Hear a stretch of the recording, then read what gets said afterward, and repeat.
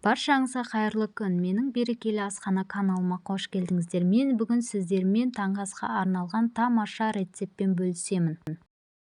Ол үшін бізге жұмыртқа, қара бұрыш, қызанақ, укроп, сосиска, тұз қажет болады. Жуылған қызанақтарымызды домалақ қылып тураймыз.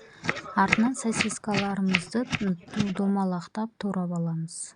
Туралған сосискаларымыздың үстінен 5 жұмыртқамызды жарып, үстінен туралған укробымызды салып, 1 қасық тұз, 1 қасық қара бұрыш салып, жақсылап бір келкі масса болғанға дейін жақсылап араластырып аламыз. Табамызға азырақ май құйып, қызған соң туралған помидорларымызды салып, екі бетін аударып отырып қуырамыз.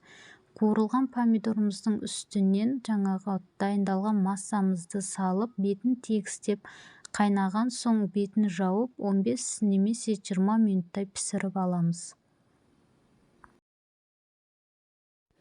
Біздің тамағымыз дайын, сіздер де үйде жасап көріңіздер. Менің каналыма тіркеліп, лайк басып, комментарий жазуды ұмытпаңыз. Ас болсын.